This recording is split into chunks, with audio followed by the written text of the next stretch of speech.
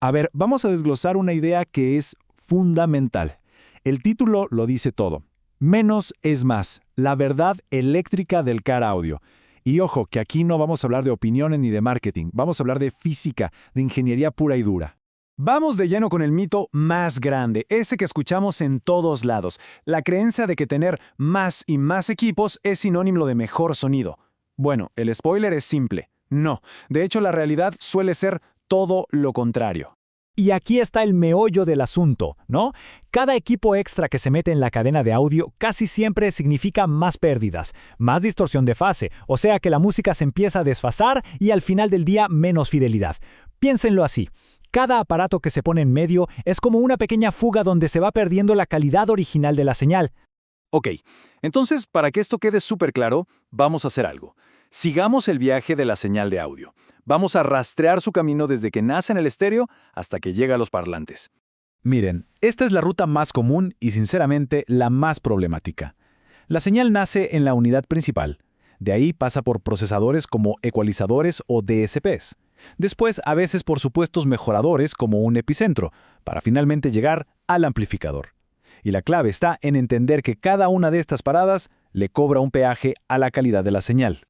Y todo, absolutamente todo, empieza aquí, en la unidad principal, en el estéreo. Este es el punto más crítico de todo el sistema. Es que es simple. Si arrancamos con una señal de baja calidad, todo lo que pongamos después lo único que va a hacer es gritar esa mala calidad con más fuerza. Y aquí es donde los números hablan, y vaya que hablan fuerte. Un estéreo de calidad te da entre 4 y 5 voltios de salida en los RCAs. Uno básico, con suerte, llega a 2.5. O sea, en español simple, la señal de un buen estéreo es mucho más robusta, más limpia y por lo tanto, tiene hasta un 30% menos de ruido de base. Bueno, ¿y por qué nos debería importar tanto ese voltaje? Fácil. Una señal débil obliga al amplificador a trabajar de más. Es como tener que subirle todo el volumen a una llamada con mala señal. Se tiene que subir la ganancia. Y subir la ganancia es la receta perfecta para generar más ruido y más distorsión. El problema, como ven, empieza desde la fuente. Ahora, si la cosa ya empezó medio mal con una fuente débil, esperen a ver lo que pasa cuando entra en la cadena de procesamiento. Aquí es donde cada equipo añadido va metiendo su propia cucharada de problemas. A ver, por ejemplo, un ecualizador analógico le suma ruido y desfasa la señal. Un DSP externo, si ya tenemos uno bueno en el estéreo, es redundante. Cada vez que la señal pasa de digital a análogo y de vuelta, pierde un poquito de vida, de fidelidad. Y el epicentro, el epicentro es todo un tema. No restaura los bajos, se los inventa. Literalmente añade frecuencias que el artista nunca puso allí. Fíjense en este número, porque es tremendo. Usar uno de estos mejoradores de bajos puede meterle hasta un 35% extra de distorsión al subwoofer. Eso no es potencia, eso es estrés para el equipo, es sonido sucio. Se sacrifica precisión por una pegada artificial. Y acaba otro dato que duele. Si el estéreo ya tiene un buen DSP, agregarle otro afuera puede causar una pérdida de fidelidad de hasta un 8%. Hay una regla de oro en la ingeniería de audio, y es muy simple. Un solo cerebro para el procesamiento, no dos. Es sabotear el sistema. Y bueno, después de todo ese viaje tortuoso, la señal, o lo que queda de ella, llega al amplificador.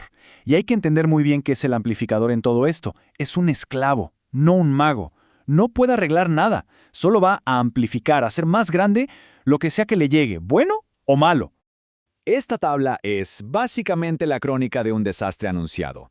Una señal de entrada que llega débil y distorsionada te obliga a subirle la ganancia al amplificador. ¿Y qué pasa? El ampli satura antes lo que conocemos como clipping, que es cuando la señal se deforma horrible.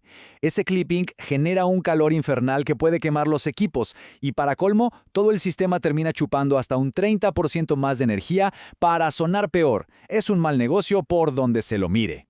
Así que la moraleja es esta, ¿no? A un amplificador dale una señal limpia y fuerte, y te va a dar potencia de verdad, controlada, nítida. Dale una señal sucia y débil, y lo único que vas a tener es ruido. Eso sí, un ruido muy caro. Y todo esto, todo este recorrido eléctrico, nos lleva de vuelta al principio, a esa verdad que a veces cuesta aceptar en este mundo. Menos es más. Menos componentes en el camino de la señal es, sin ninguna duda, más calidad de sonido. Miremos los datos que no mienten. Comparemos un sistema simple bien pensado contra uno de esos sistemas saturados de equipos.